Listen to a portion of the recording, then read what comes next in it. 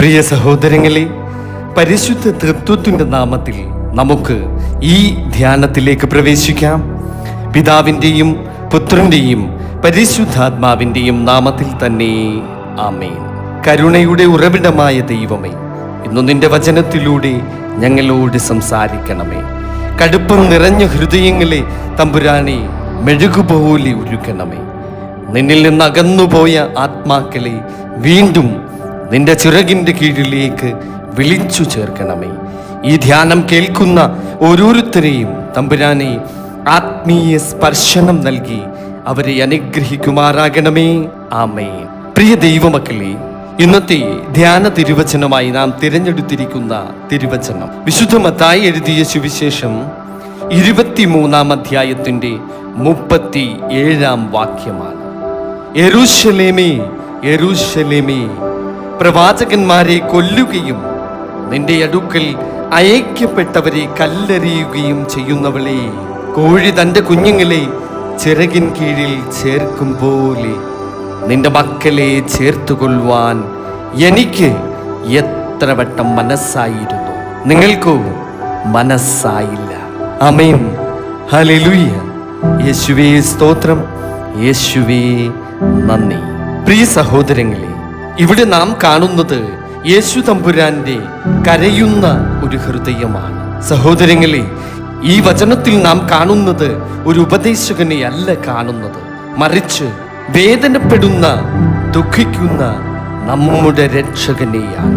യെരൂശലേമേ, യെരൂശലേമേ, 2 വട്ടം യേശു തമ്പുരാൻ വിളിക്കുന്നു. ഇത് കോപത്തിന്റെ ശബ്ദമല്ല, ഇത് വേദനയുടെ ശബ്ദമാണ്. ഒരു അമ്മ തൻ്റെ കുഞ്ഞിനെ കാണാതാകുമ്പോൾ വിളിക്കുന്നത് പോലെ, ഒരു പിതാവ് വഴിതെറ്റിപ്പോയ മകനെ വിളിക്കുന്നത് പോലെ യേശുവിൻ്റെ ഹൃദയം ഇവിടെ വേദനപ്പെടുകയാണ്. ദൈവം ശിക്ഷിക്കുവാൻ ആഗ്രഹിക്കുന്നവനല്ല, അവൻ രക്ഷിക്കുവാൻ ആഗ്രഹിക്കുന്നവനാണ്. പ്രിയ ദൈവമക്കളെ, കോഴി കുഞ്ഞുങ്ങളെ ചേർക്കും പോലെ എന്നാണ് ഈ തിരുവചനത്തിൽ നാം കാണുന്നത്. അതെത്ര മനോഹരമായ ഒരു ഉപമയാണ്. കഴുകനല്ല, സിംഹവുമല്ല, ഒരു സാധാരണ കോഴി. കാരണം ദൈവസ്നേഹം അത് ശക്തിയുടെ ഭാഷയിലല്ല സംസാരിക്കുന്നത്, അത് സംരക്ഷണത്തിൻ്റെയും സ്നേഹത്തിൻ്റെയും ഭാഷയിൽ. മഴ പെയ്യുമ്പോൾ, കാറ്റടിക്കുമ്പോൾ, ഭീഷണി വരുമ്പോൾ കോഴി കുഞ്ഞുങ്ങളെ ചിറകിനടിയിൽ ഒളിപ്പിക്കും. ആയതുപോലെ യേശു പറയുന്നു, നിങ്ങളെ ഞാൻ സംരക്ഷിക്കാനായിരുന്നു ആഗ്രഹം.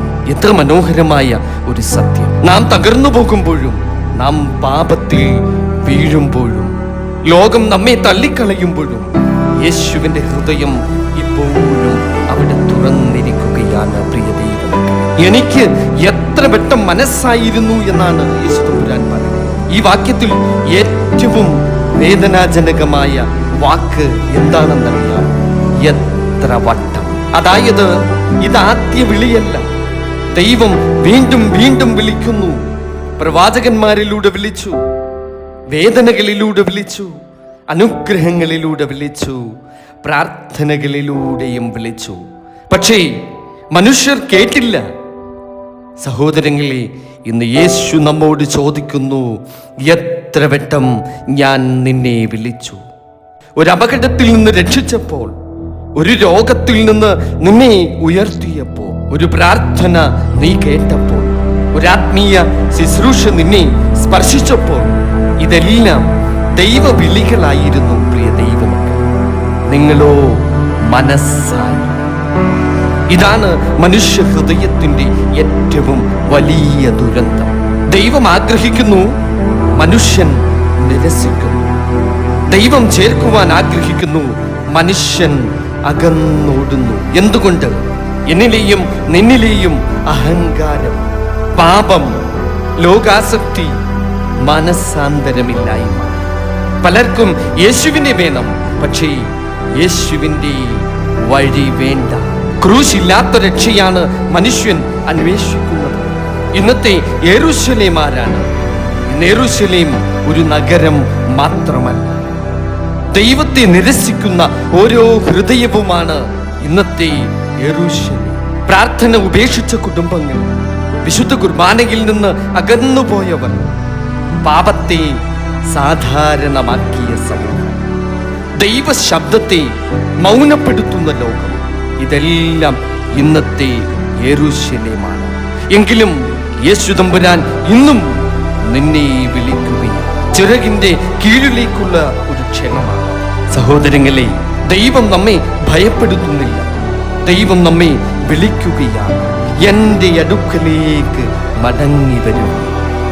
അവന്റെ ചിറകിന്റെ കീഴിൽ സമാധാനമുണ്ട്, അവന്റെ ചിറകിന്റെ കീഴിൽ ക്ഷമയുണ്ട്, അവന്റെ ചിറകിന്റെ കീഴിൽ രക്ഷയുണ്ട്, അവന്റെ ചിറകിന്റെ കീഴിൽ സൗഖ്യമുണ്ട്. പ്രിയ ദൈവമക്കളെ, ഇന്ന് പല ഹൃദയങ്ങളും ക്ഷീണിച്ചിരിക്കുന്നു, ഭയപ്പെടുന്നു, തകർന്നിരിക്കുന്നു.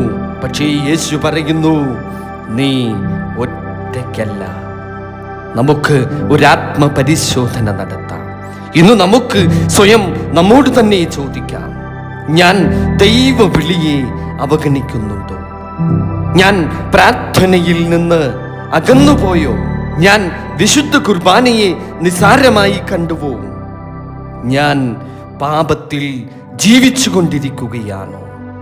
ഞാൻ ദൈവ സ്നേഹത്തെ നിരസിക്കുകയാണോ?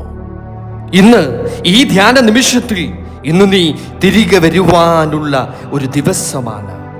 ഇത് തിരികെ വരുവാനുള്ള ഒരു നിമിഷമാണ്. പ്രിയ ദൈവ പൈതലേ, നമുക്ക് പ്രാർത്ഥിക്കാം. കരുണാനിധിയായ കർത്താവേ, നീ എത്ര വട്ടം ഞങ്ങളെ വിളിച്ചു, എന്നാൽ ഞങ്ങൾ കേട്ടില്ല.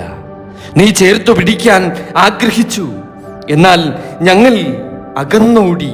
ഇന്നു ഞങ്ങൾ തിരികെ വരുന്നു തമ്പുരാനെ. നിന്റെ ചിറകിന്റെ കീഴിൽ ഞങ്ങളെ അവിടുന്ന് ഒളിപ്പിക്കണമേ. ഞങ്ങളുടെ കുടുംബങ്ങളെ കാത്തു സൂക്ഷിക്കണമേ. പാപത്തിൽ നിന്ന് വിടുവിക്കണമേ. വിശുദ്ധാത്മാവിനാൽ തമ്പുരാനെ അടിയങ്ങളെ പുതുക്കണമേ. പരിശുദ്ധയായ കന്യക മർത്തമറിയം അമ്മേ, തമ്പുരാന്റെ അമ്മേ, ഞങ്ങൾക്ക് വേണ്ടി പ്രാർത്ഥിക്കണം. ആമേ. ഈ ധ്യാനം കേട്ട എല്ലാ ദൈവമക്കളെയും സർവശക്തനായ ദൈവം വാഴ്ത്തി അനുഗ്രഹിക്കുമാറാകട്ടെ.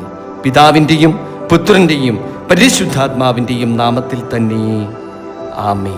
യേശുവിൻ്റെ ചിറകിൻ കീഴിലേക്ക് ഇന്നു തന്നെ തിരികെ വരിക. ആമേൻ. ഹല്ലേലൂയ.